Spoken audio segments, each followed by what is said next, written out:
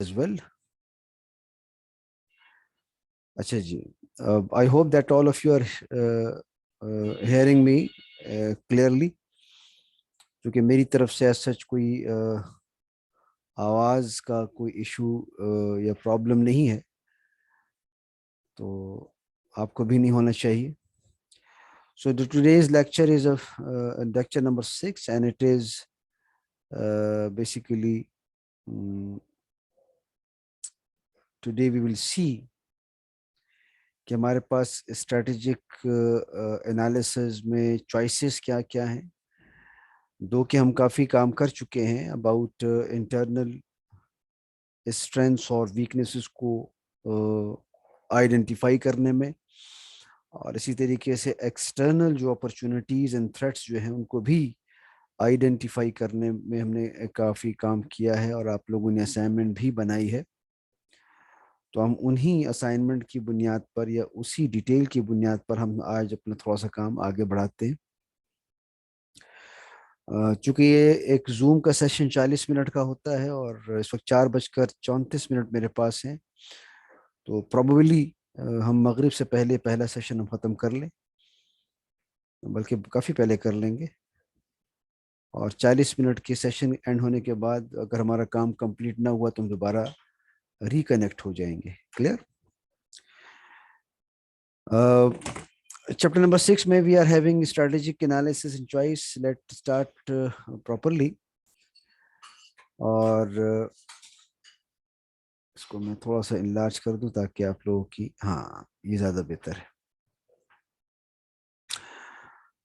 So we have gone through the chapter number 2, 3, 4 and 5, and now we are here in chapter number 6, and chapter number 6 is actually concerns about the nature of strategy analysis and choice. What the choices we have, do we have, and हमारा strategic analysis क्या होगा. Because एक preliminary information हम सब के पास मौजूद है, because all of us we have done about locating और identifying the internal strengths and weaknesses, और इसी तरीके से एक्सटर्नल हमारी अपॉर्चुनिटीज़ और थ्रेड्स पे भी हमने थोड़ा बहुत काम किया हुआ है. आप लोगों ने लिस्टें बनाई हुई हैं और उनमें से ही हमने अब सिलेक्शन करनी है. तो वो असाइनमेंट क्या होगी, कैसी होगी, वो मैं आपको इंशाल्लाह at the end of this lecture में आपको समझाऊंगा. So establishing first of all long term objective, ये हम बात इस पे कर चुके हैं so many times in the previous chapters कि हमारे पास लॉन्ग टर्म ऑब्जेक्टिव्स होने चाहिए, because without having long term objectives हम किसी भी किस्म की हमारा जो एनालिसिस है वो मीनिंगलेस हो जाता है. अच्छा, जब हमारे पास long term objective clearly identified हो जाते हैं, स्टेट कर लिए जाते हैं, उनको लिख लिया जाता है, समझा दिया जाता है, देन हमारे पास ऑब्वियसली कुछ स्ट्रेटजीज होती हैं अल्टरनेटिव जो कि हम जनरेट करते हैं कि भाई वो कौन सी पॉलिसीज़ हैं, वो कौन सी स्ट्रेटजीज हैं जो कि हमें हमारे ऑब्जेक्टिव तक अप्रोप्रिएटली अकॉर्डिंगली हमें ले जाएं. तो वो भी हम देखेंगे इस चैप्टर में. और इसके अलावा जो है सिलेक्टिंग स्ट्रेटजीज टू परसू, और उन अल्टरनेटिव स्ट्रेटजीज जो भी हैं उनमें जो भी स्ट्रेटजी हमारे लिए ज़्यादा फेवरेबल होगी हम उसको परसू करते हैं, और बेस्ट स्ट्रेटजी और बेस्ट अल्टरनेट की तरफ हम जाते हैं जो कि हमारी मिशन को अचीव करने में और ऑब्जेक्टिव को अचीव करने में हेल्प करती है. तो ये हमारा बुनियादी एक फॉर्मेट है और रहेगा, और इसमें अगर आप कोई क्वेश्चन करना चाहें तो ज़रूर कर सकते हैं. तीन बुनियादी तौर पर स्ट्रैटेजी फार्मूलेशन के इधर हिस्से हैं. अभी तक हमने चैप्टर नंबर 5 तक स्ट्रैटेजी इम्प्लीमेंटेशन स्टेज तक तो काम, फार्मूलेशन स्टेज तक काम किया था, और हमारा ये आज आखिरी जो है स्ट्रैटेजी फार्मूलेशन का एक एनालिटिकल फ्रेमवर्क है. क्योंकि आपको ये आइडिया है कि स्ट्रैटेजिक मैनेजमेंट में तीन बड़े मेजर चंक्स हैं. एक आपका स्ट्रैटेजी फार्मूलेशन स्टेज है, दूसरा स्ट्रैटेजी इम्प्लीमेंटेशन स्टेज है, और देन हमारा स्ट्रैटेजी इवैल्यूएशन स्टेज है. So when we are talking about strategy formulation stage, तो वहाँ पे हम देखते हैं कि हमारे पास तीन डिफरेंट किस्म के स्टेजेस हैं ऑफ दिस एनालिसिस. पहली चीज आपके पास है इनपुट स्टेज, जिसको हम स्टेज 1 कहते हैं, जो कि आपको दिखाई दे रहा है। एंड देन हमारे पास जो है दूसरी स्टेज है, द मैचिंग स्टेज है, उस पर भी हम कुछ एनालिसिस करेंगे। और उसके बाद आखिरी स्टेज है द डिसीजन स्टेज है, जहाँ पे हम एक बेस्ट अल्टरनेट की तरफ जाने की कोशिश करेंगे। तो मेरा आज का टास्क ये है कि मैं आपको इनपुट स्टेज जो है वो एक्सप्लेन कर दूं, और बाकी जो है ये मैचिंग स्टेज हो गया या डिसीजन स्टेज हो गया, फिर इंशाल्लाह नेक्स्ट वीक्स में हम देखेंगे, कमिंग वीक्स में। So here we are having some input stage.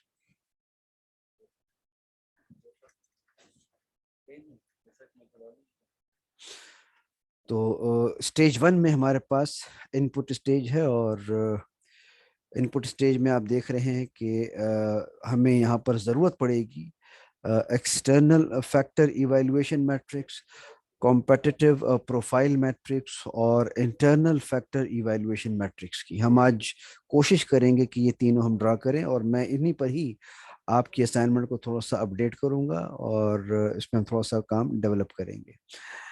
और इंशाल्लाह in coming weeks we will be seeing the stage number 2 and stage number 3। तो चूंकि वो अब आने वाले वीक्स का काम है, तो लिहाजा हम उस पर ज़्यादा फिलहाल हम बात नहीं करेंगे। तो हमारा आज का जो फोकस रहेगा that would be stage number 1, और इस स्टेज नंबर 1 में इनपुट स्टेज हमारे पास मौजूद है। मैं कह दूंगा, ठीक हो गया। मैं भी कह देता हूँ, ठीक हो, मैं कह दूंगा सर, ठीक हो गया जी। नहीं नहीं, मैं भी अभी कॉल करता हूँ उसको। अच्छा जी सॉरी। सो इनपुट स्टेज, और आपके इनपुट स्टेज में आपका एक्सटर्नल फैक्टर इवैल्यूएशन मैट्रिक्स और प्रोफाइल कॉम्पिटिटिव प्रोफाइल मैट्रिक्स और इंटरनल इवैल्यूएशन मैट्रिक्स है, और इसको हम आज के डेट में देखते हैं। सो ये तीन चीज़ें हैं फर्स्ट स्टेज में, ये हम करेंगे आज।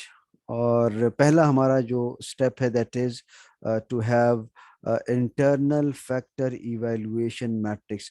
और इंटरनल एनालिसिस या इंटरनल फैक्टर्स में आप लोग बहुत ज़्यादा काम कर चुके हैं। आपने असाइनमेंट्स भी बनाई हैं, जहाँ पे आपने अपनी अपनी ऑर्गेनाइजेशन के लिए स्ट्रेंथ्स और वीकनेसेस की भी बात की थी। अगर आपको याद हो, मैंने आपसे बहुत सी मतलब कि जो पॉइंट्स थे हमारे पास, बहुत सारे हमारे पास इश्यूज थे जिसमें हमने लिस्टिंग की थी। आपने अपने अपने ऑर्गेनाइजेशन के हवाले से कुछ पॉइंट्स को कलेक्ट किया था, जिसमें कुछ नेगेटिव पॉइंट्स भी थे, कुछ पॉजिटिव पॉइंट्स भी थे। और मैंने आपको कहा था कि जहाँ जहाँ पे आप समझते हैं कि ये चीज़ जो है ये कंपनी की फेवर में जाएगी, तो उसको आप पॉजिटिव पॉइंट समझें, वो आपकी स्ट्रेंथ कहलाता है। और अगर आपकी कोई फैक्टर जो है वो आपकी कंपनी के फेवर में नहीं जाता है, तो वो आपका जो है वो वीक पॉइंट में काउंट किया जाएगा, वीकनेस में काउंट किया जाएगा। So that's how IFE matrix can be developed in 5 steps. 5 steps में आपका आईएफई मैट्रिक्स बनता है। पहला तो काम ये है कि लिस्ट की internal factors as identified in the internal audit process. ये वो इंटरनल ऑडिट प्रोसेस है जिसको मैं थोड़ा बहुत हल्के अंदाज में हमने क्लास में किया। ऑब्वियसली उसमें हमने इतना ज़्यादा डेप्थ में जाके उसको ज़्यादा इतने सीरियस मैनर में नहीं किया, लेकिन आपने थोड़ा बहुत उसमें से लिस्टिंग की, अपनी अपनी मर्जी से चॉइस से आपने फैक्टर्स उठाए, अपनी मर्जी से टेबल्स बनाई, और उसमें आपने जो है ना वो पॉइंट्स को शॉर्ट लिस्ट किया। और साथ साथ में आपको गाइड करता रहा कि उन पॉइंट्स में क्या चीज़ मेजरेबल होनी चाहिए, वैलिड होनी चाहिए। चूँकि देखा जाए तो हमने इंटरनल इवैल्यूएशन मैट्रिक्स के जितने भी पॉइंट थे, चाहे वो फाइनेंस से रिलेटेड हैं, चाहे वो आपकी मार्केटिंग से रिलेटेड हैं, मैनेजमेंट से रिलेटेड हैं, और R&D से रिलेटेड हैं, प्रोडक्शन से रिलेटेड हैं। अगर आपको याद हो, हमने उसमें कुछ क्वेश्चंस के आंसर किए थे यस और नो की फॉर्म में। मैनेजमेंट में हमने बेस्ट और वर्स्ट का हमने बात की थी। तो वो बहुत सारे पॉइंट्स आपके पास लिस्ट में मौजूद हैं। तो आज हम ये करेंगे कि उन पॉइंट्स को थोड़ा सा शॉर्ट लिस्ट करके आपने उसमें से जो मेजर आप समझते हैं कि बड़े पॉइंट्स, उनको आपने शॉर्टलिस्ट करना है, बाकी को आपने डिलीट कर देना है, या उसको किसी अलग कॉपी में करके उसको आप साइड पे रखें। एनीवे, so वो internal audit process we have gone through, and now we will use a total from 10 to 20 internal factors। हम भी इसी को कॉपी करेंगे। हमने भी इन टोटल 10 या 20 इंटरनल फैक्टर्स को शॉर्टलिस्ट करना है। आपके पास मैंने अगर आपको याद हो, मैंने कहा था कि इस इंटरनल में बहुत सारे ऑलमोस्ट 100+ पॉइंट्स बन सकते हैं। वो मैंने आपको स्लाइड टू स्लाइड भी शो किए। आपने उसमें से अपनी मर्जी से 2 2 3 3 4 4 करके बहुत सारे पॉइंट्स जो है वो सिलेक्ट किए हुए हैं। तो I would like you to select 10 to 20 in total. In total का मतलब है, क्योंकि आपके पास इंटरनल एनालिसिस में आपकी कुछ स्ट्रेंथ्स भी हैं और कुछ आपकी वीकनेसेस भी हैं। तो अब इन्होंने कहा है 10 to 20 internal factors in total. इसका मतलब है कि आपकी वीकनेसेस और आपकी स्ट्रेंथ्स मिलाकर 10 से 20 पॉइंट्स होनी चाहिए। 10 से 20, ये 10 भी हो सकते हैं, 11 भी हो सकते हैं, 12 अप टू 20 हो सकते हैं। तो ये आप पर मैं छोड़ता हूं कि आप 10 पॉइंट्स उठाते हैं दोनों मिलाकर या 20 तक चले जाते हैं, ये आपकी मर्जी है। लेकिन उसमें से याद रखिएगा कुछ आपके पॉइंट्स होने चाहिए आपकी फेवर के, जिसको मैं स्ट्रेंथ्स कहता हूं, और कुछ होने चाहिए आपके लिए आपकी नॉट फेवर के, जो कि यूं समझ लें कि आपकी वीकनेस कहलाएंगे। तो आपकी वीकनेस और स्ट्रेंथ्स मिलाकर 10 to 20 इंटरनल फैक्टर्स आपने खुद सिलेक्ट करने हैं। ठीक हो गया। अच्छा, मैं फिर एक और बात बताता चलूं कि अगर आपको याद हो, मैंने कहा था कि ये जो हम इंटरनल एनालिसिस कर रहे हैं ये ट्रायल एंड एरर पर कर रहे हैं, जो कि मैं आपसे नहीं करवा रहा। बुनियादी तौर पर ये होता है कि हमें अभी लेट्स से अगर मैं प्रोफेशनल लेकर आपको चलता तो पहले मैं आपसे ये शॉर्ट लिस्टिंग करवाता, वो ठीक रिजल्ट नहीं आते तो फिर मैं दोबारा शॉर्ट लिस्टिंग करवाता, मैं तीसरी दफ़ा शॉर्ट लिस्टिंग करवाता। तो इस तरीके से होते होते हम कहीं इटरेट करके हम अपने मेन पॉइंट्स तक पहुंच जाते। लेकिन चूंकि ना तो हमारे पास उतना टाइम है, ना हम इस स्ट्रेटेजिक एनालिसिस को स्केल पर सीख रहे हैं, बल्कि हम इसके एक हल्का सा एक इम्प्रेशन लेने की कोशिश कर रहे हैं, तो वो हम उसी लेवल तक रहेंगे। सो दैट्स वाई हम कोशिश करेंगे कि भले हमारा वो एनालिसिस अच्छा है या बुरा है, प्रॉपर हो रहा है, एडुकेट है या नहीं है, लेकिन हम एक प्रोसेस को हम सीख रहे हैं। अदरवाइज अगर ये मेरा प्रोफेशनल कोई जॉब होती इंटरनल फैक्टर इवैल्यूएशन मैट्रिक्स को कैलकुलेट करने की, तो मैं फिर बाकायदा ट्रायल एंड एरर पर जाता, मैं आपसे इस प्रैक्टिस को बार बार रिपीट करवाता, फिर कहीं जाके हम 10 या 20 पॉइंट्स तक, बड़ा सॉलिड किस्म के पॉइंट तक पहुंच पाते। एनीवे, चूंकि वो चीज़ नहीं है तो लिहाजा हम इसको सरसरी ही रखेंगे। आप अपनी ही लिस्ट पर काम करें जो आपने बनाई हैं, और उसमें से कुछ 10 से 20 पॉइंट्स जो कि इंटरनल पॉइंट्स होंगे, जिसमें कुछ वीकनेस होंगी और कुछ स्ट्रेंथ्स होंगी, आपने उनको शॉर्ट लिस्ट करना है। अच्छा, अब जब आप लिस्ट कर लें, then list strength first and then weakness. अब ये जरा देख लीजिएगा, आपने अपनी स्ट्रेंथ्स को लिस्ट करना है, उसके बाद वीकनेस को। ठीक हो गया। अब वो अगेन मैं बता देता हूँ कि इसमें कोई हार्ड एंड फास्ट रूल नहीं है कि आधी वीकनेस होंगी और उतने ही नंबर की स्ट्रेंथ्स होंगी, या जितनी स्ट्रेंथ्स हैं उतनी ही वीकनेसेस होनी चाहिए। यहाँ पर मैं छोड़ रहा हूँ, इनका टोटल नंबर 10 से 20 के अंदर होना चाहिए। 11 12 13 अप टू 20, उसमें से कुछ आपकी स्ट्रेंथ्स हैं और कुछ आपकी वीकनेसेस हैं। तो अगेन मैं दोबारा से बात करूंगा कि चूंकि हम प्रोफेशनल अगर चलते तो फिर इसको बड़ा साइंटिफिक लेकर आगे बढ़ते, लेकिन चूंकि हम उतने साइंटिफिक हो नहीं सकते, सो लिहाजा इसको हम एक रैंडम तरीके से चलाएंगे। So be as specific as possible using percentages, ratios and comparative numbers. अगर आपको याद हो, मैंने बार बार बात की थी आपसे कि आपने मेजरेबिलिटी पर बात जरूर करनी है। आप उसको जस्टिफाई कर सकें किसी नंबर से, किसी परसेंटेज से, किसी कैलकुलेशन से, वो बड़ा जरूरी था, और वो मैं बार बार आपसे बात करता रहा हूँ। अगर आप समझते हैं कि आपकी स्ट्रेंथ है तो यकीनन उसका कोई ना कोई आपके पास एक मैथमेटिकल और डॉक्यूमेंटेड प्रूफ होना चाहिए, in form of percentage, in form of ratios, in form of calculation. So वो मेजरेबिलिटी आपकी लाजमी होनी चाहिए। ठीक हो गया। और इसी तरीके से जितने भी आपके स्ट्रेंथ्स हैं या वीकनेस हैं, उसको आपकी मेजरेबिलिटी बड़ी जरूरी है, वो आपके सामने होनी चाहिए। एनीवे, नंबर 2, जब आप लिस्ट कर लें पहले स्टेप पर, पहली स्टेज पर, कि आपने कुछ आप अच्छा,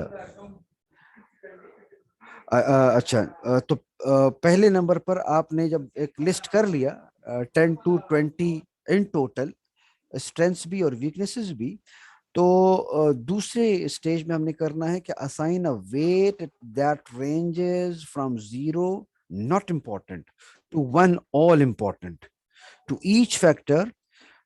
The weight assigned to given factor indicate the relative importance of the factor to being successful in the firm industry.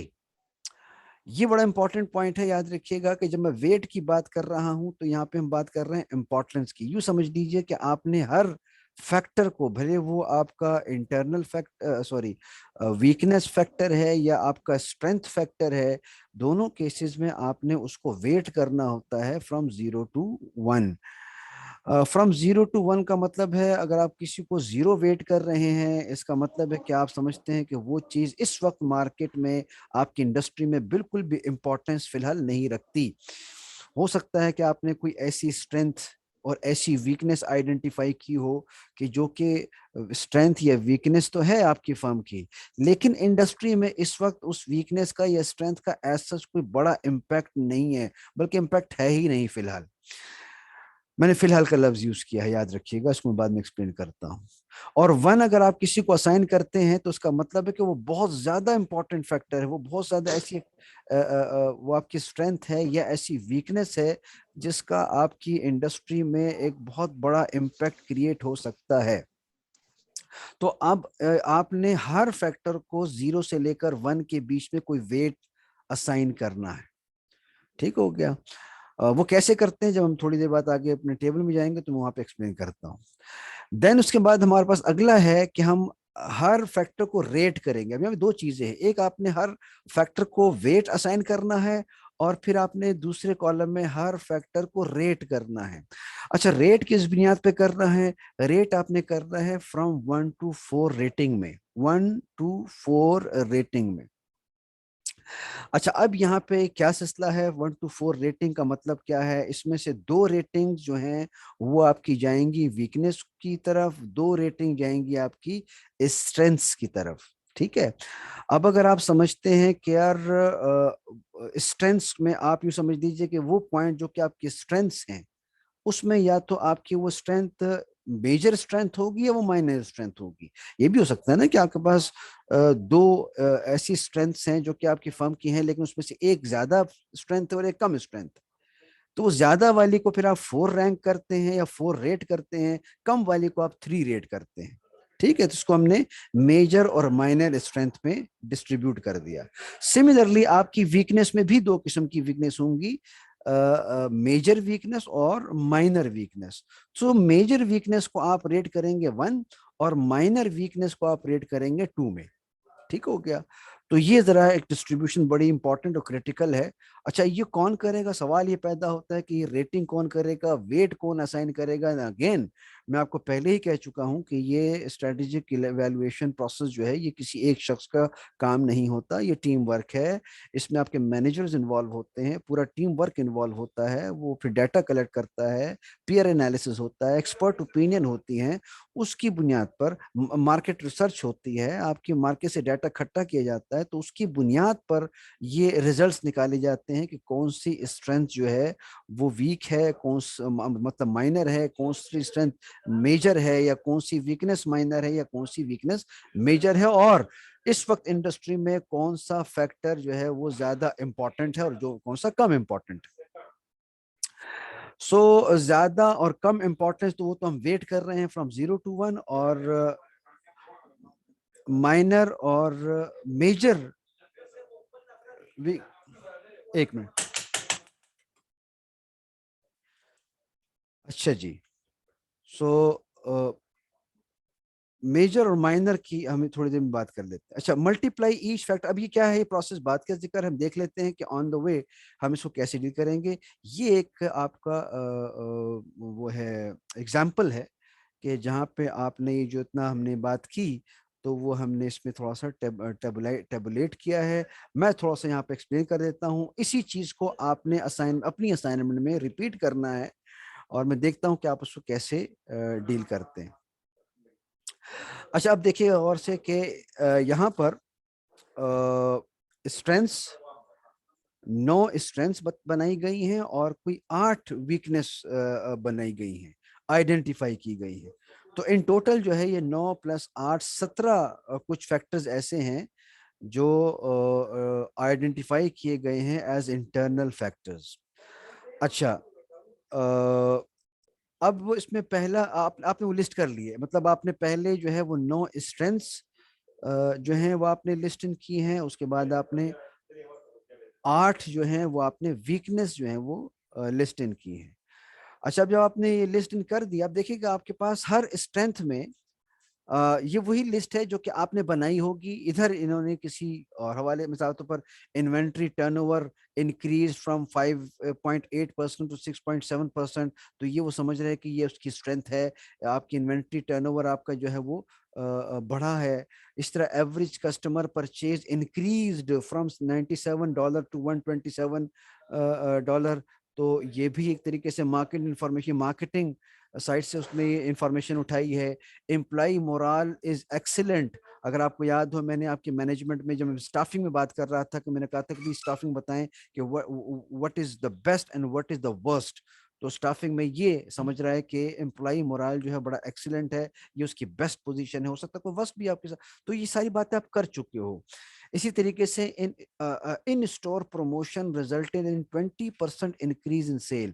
ये भी उसकी एक स्ट्रेंथ है कि आपके पास जो इन स्टोर प्रमोशन है, मतलब आपकी स्टोर के अंदर जो बैनर्स होते हैं या जो जो स्कीम्स चल रही होती हैं, वो 20% आपकी सेल को उसने बढ़ाया है, तो ये भी आपकी स्ट्रेंथ है।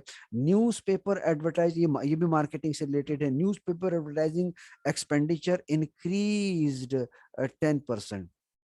अब आप कहोगे सर ये एक्सपेंडिचर का बढ़ना तो जो है वो एक तरीके से गलत बात है, फेवर में नहीं, लेकिन ये न्यूज़पेपर एडवर्टाइजिंग एक्सपेंडिचर बढ़ने का मतलब ये है कि आप ज़्यादा ज़्यादा जो है अपनी बात जो है लोगों तक पहुंचा रहे हैं, और यही आपकी स्ट्रेंथ होती है। तो एक्सपेंडिचर का बढ़ना ज़रूरी नहीं कि हमेशा नुकसान में जाता है, लेकिन कहीं कहीं एक्सपेंडिचर आपकी फेवर में जाते हैं। मिसाल तौर पर पेप्सी ले लें या कोई और बड़ा ब्रांड ले लें, तो इनकी जो ब्रांड इमेज है वो बनती ही आपकी एडवर्टाइजिंग एक्सपेंडिचर से है।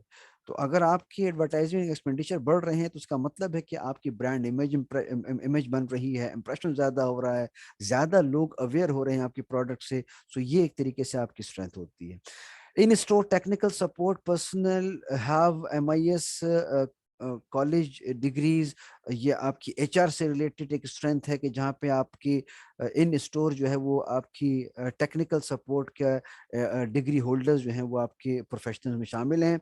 और इसी तरीके स्टोर, तो इस तरीके से आपके पास ये 9 स्ट्रेंथ हो गई। और इस तरीके से जब हम देखते हैं कि वीकनेस भी हैं, वीकनेस भी आपने देखी, आपने लिस्ट इन की हुई है कि जहाँ पे revenues from software segment of store down 12%, कि आपके रेवेन्यूज में 12% जो हैं सॉफ्टवेयर सेगमेंट की तरफ से वो कम हो गए। अच्छी कंपनी क्या है, कंपनी पर लिखा हुआ है कि evaluation matrix of for retail computer store, ये कंप्यूटर एक रिटेल कंप्यूटर स्टोर की एक इंटरनल एनालिसिस है। तो लिहाजा सारी बातें आपको उसी हवाले से मिल रही हैं। अच्छा, location of this store negatively impacted by new highway 34।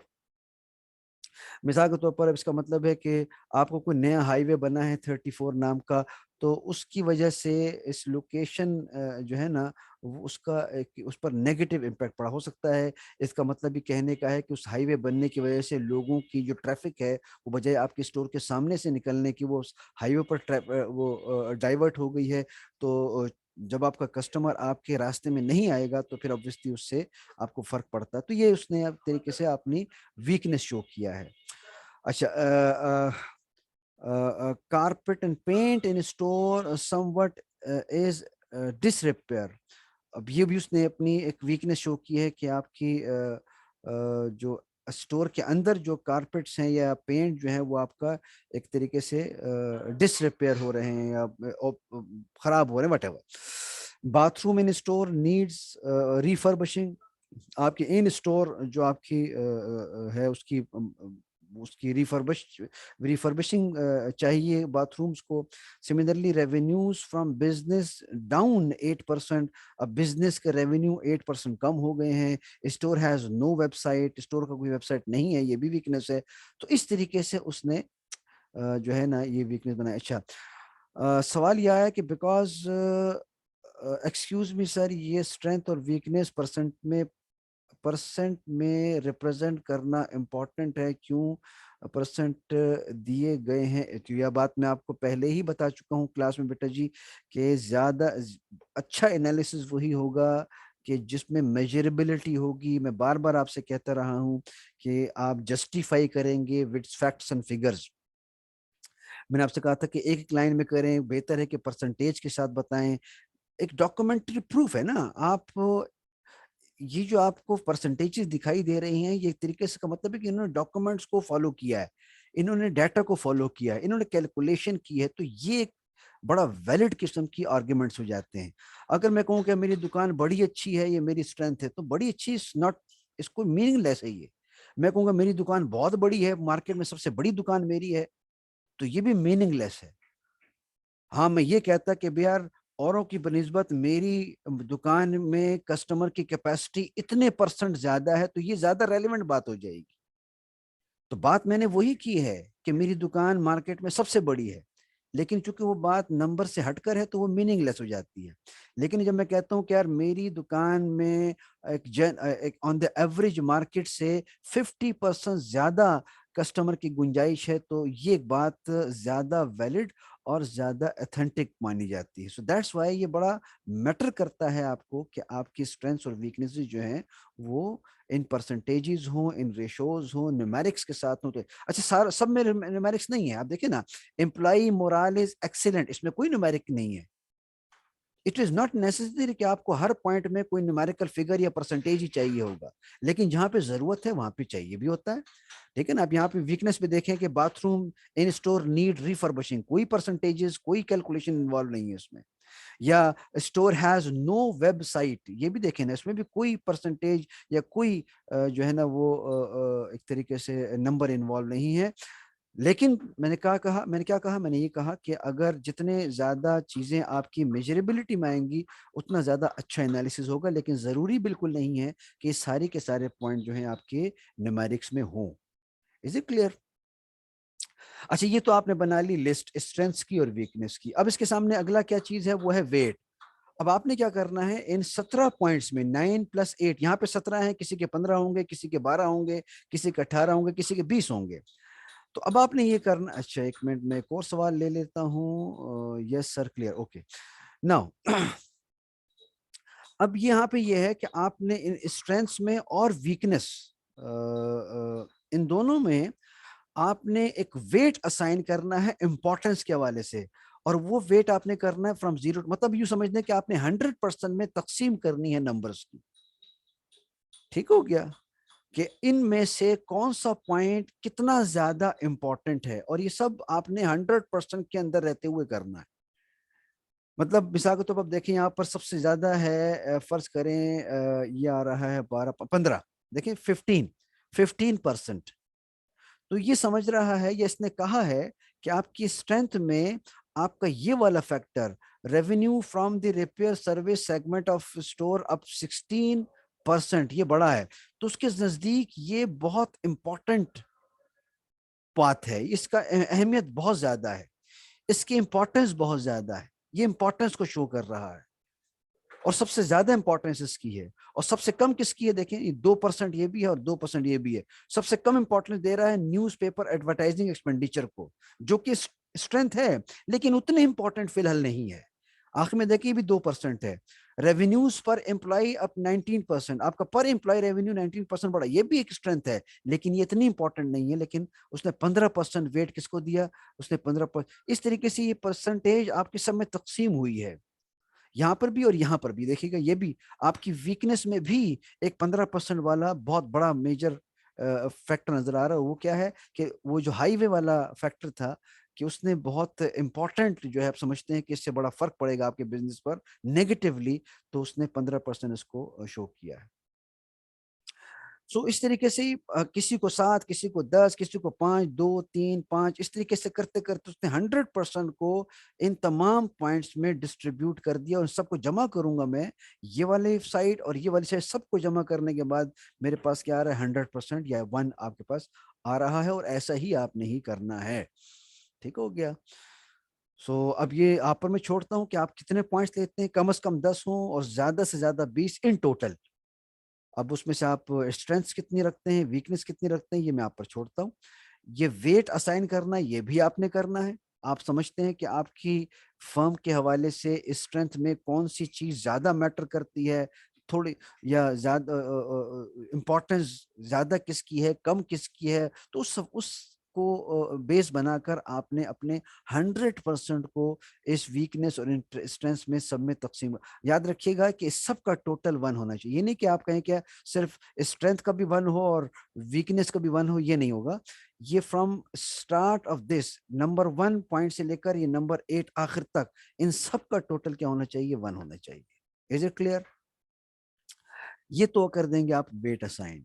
फिर अगला है रेट, रेटिंग करना। वो मैं आपको बताया था कि मेजर एंड माइनर, आपकी स्ट्रेंथ्स मेजर भी हो सकती हैं, माइनर भी हो सकती हैं। इसी तरीके से आपकी वीकनेस मेजर भी हो सकती हैं और माइनर भी हो सकती हैं। तो हमने जो स्केल बनाया है इस हिसाब से, यहाँ पे स्टेप नंबर या पॉइंट नंबर 3 में लिखा हुआ है कि आपने 1 और 2 कहा है वीकनेस को, और 1 मेजर वीकनेस, बहुत बड़ी वीकनेस जिसे कहते हैं, और 2 जो है वो माइनर वीकनेस है। देखिएगा यहाँ पर, ये देखिए माइनर वीकनेस जो है कहाँ गया, यहाँ पे है ये। मेजर वीकनेस को उसने 1 कहा है और माइनर वीकनेस को उसने 2 कहा है। तो अब आपका, अब ये आप पर डिपेंड करता है कि आप इसमें से किसको मेजर और किसको माइनर समझते हैं। अच्छा, आप कहेंगे कि नहीं सर, मेरे हिसाब से तो कोई भी ऐसी चीज नहीं है कि जो मेजर मेजर या माइनर में आती हो, मेरे हिसाब से सभी मेजर हैं, तो आप सबको 2 कर दें। इसमें जरूरी नहीं कि 1, 2, 3, 4 सब कुछ आए। आप समझते हैं कि सारी की सारी वीकनेस मेजर है, तो सबके लिए 1 लगा दें। या आप कहें कि नहीं सर, सारी वीकनेस तो है लेकिन इतनी ज्यादा कह सकते हैं कि मेजर नहीं है, तो आप सबके लिए 1 लगा दें। इट्स अप टू यू, वो मैं आप पे छोड़ता हूँ। तो मेजर वीकनेस 1 लगेगा और माइनर वीकनेस 2 लगेगा। तो उसने हर फैक्टर को 1 और 2 करके असाइन कर दिया है वेट। और इसी तरीके से मेजर स्ट्रेंथ को 4 उसने कहा है और माइनर स्ट्रेंथ को 3 नंबर दिया है। तो ये देख लीजिए। अच्छा, आप कहेंगे कि सर अभी 15%, वो कहता है कि ये इंपॉर्टेंस है। याद रखिएगा वेट में और रेट में फर्क क्या है। 15%, इसका मतलब है 15% जो है वो आपके तमाम पॉइंट्स में सबसे ज्यादा जो इंपॉर्टेंट पॉइंट है वो ये है। 15% ये वेट कैरी कर रहा है। लेकिन ये स्ट्रेंथ जो है ये माइनर है। देखिए माइनर 3 नंबर लगाया हुआ है। दो कि इसका इम्पैक्ट जो है वो 15%, मतलब है कि आपकी इन तमाम ये 17 पॉइंट्स में टॉप ऑफ द लिस्ट ये पॉइंट है जो कि इस वक्त आपको खुश कर रहा है या आपको सेटिस्फाई कर रहा है। लेकिन इसको हम क्या कर रहे हैं, ये माइनर स्ट्रेंथ की बात कर रहे हैं। अब आप कहेंगे कि माइनर और मेजर कौन डिसाइड करेगा। अगेन मैंने आपको कहा कि ये एक टीम वर्क है। ये आपके एक्सपर्ट्स और आपके मैनेजर्स मिलकर इस चीज को डिजाइन करते हैं कि इस वक्त हमारे लिए मेजर क्या चीज है और माइनर क्या चीज है। दो के इसमें आपकी रेवेन्यूज का बढ़ना एक बहुत इंपॉर्टेंट फैक्टर और यकीन फैक्टर है। बड़ा फैक्टर होता है रेवेन्यूज का बढ़ना। इससे आपके प्रॉफिट बनते हैं, इससे आपके और बहुत से काम हो जाते हैं, रेवेन्यूज आते हैं। लेकिन इस वक्त ये चीज माइनर है। रेवेन्यूज का बढ़ना एट द मोमेंट आपकी इन्वायरमेंट के हिसाब से ये चीज इतनी मैटर नहीं करती जितनी मैटर, ये देखें यहाँ पर देखें 5%। 5% में आपने कहा है कि भी आपकी जो पर्सनेल है, आपकी जो एचआर है, उसमें आपके डिग्री होल्डर लोग हैं, प्रोफेशनल लोग हैं। दो कि ये आपके इंपॉर्टेंट मार्केट के हिसाब से इतना नहीं है, लेकिन आप समझते हैं कि आपकी मेजर स्ट्रेंथ है। मार्केट में और फैक्टर्स के हिसाब से इसका अहमियत इतनी नहीं दिखाई दे रही, लेकिन इंटरनली आपने इसको मेजर कहा। सो ये इस तरीके से आपका रेट जो है वो 1 to 4 इन तमाम चीजों पर डिवाइड हो जाता है। अच्छा, थोड़ी देर में मेरे ख्याल में 2 मिनट के बाद ये वीडियो जो है वो ऑफ हो जाएगी, बिकॉज 40 मिनट का सेशन पूरा होने लगा है। तो जो ही ऑफ हो जाए तो हम दोबारा से एक रिकनेक्ट हो जाएंगे। आप लोगों ने कहीं नहीं जाना, ताकि मैं इस इंटरनल फैक्टर को मैं यहाँ पे आज कंप्लीट कर दूं, बाकी एक्सटर्नल पे और दूसरे पे इंशाल्लाह नेक्स्ट वीक में बात करेंगे। सो और इसके अलावा फिर इसके बाद हमने क्या किया, जब हमने वेट डिसाइड कर दिया, हमने रेट दे दिया, तो अब सिंपली आपने क्या करना है, वेट को रेट से मल्टीप्लाई करना है। तो ये 0.05 मल्टीप्लाइड बाई 3.15 हो गया, 0.07 मल्टीप्लाई बाई 4 ये 0.28 हो गया, 0.1 मल्टीप्लाई बाई 3 ये 0.3 हो गया। तो इस तरीके से आपने तमाम वेट्स को रिलेटिव रेटिंग के साथ मल्टीप्लाई किया और फिर एक ग्रैंड टोटल निकालकर आपका जो आईएफई स्कोर बना है दैट इज 2.5। याद रखिएगा कि ये स्कोर आपका 0 से लेकर 4 के बीच में हो सकता है, 0 से कम नहीं होगा और 4 से ऊपर नहीं जाएगा।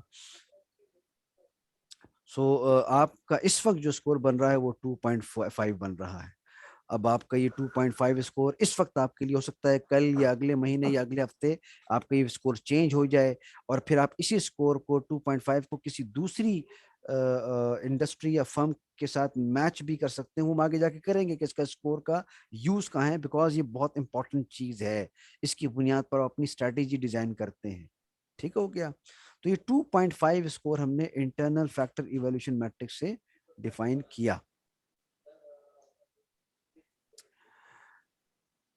अब सवाल मुझसे आप ज़रूर करना चाहें तो कर लें, चूँकि सवाल के लिए बड़ा इम्पोर्टेंट एक हिस्सा होता है, ताकि मुझे समझ में आए कि आपको ये चीज़ क्लियर हुई। बिकॉज बिल्कुल आखिरी चंद लम्हे हैं, वीडियो ऑफ होने वाली है, तो मैं फ़ौरन ही एक तरीके से रिकनेक्ट हो जाऊंगा जो ही ये वीडियो ऑफ हो जाएगी।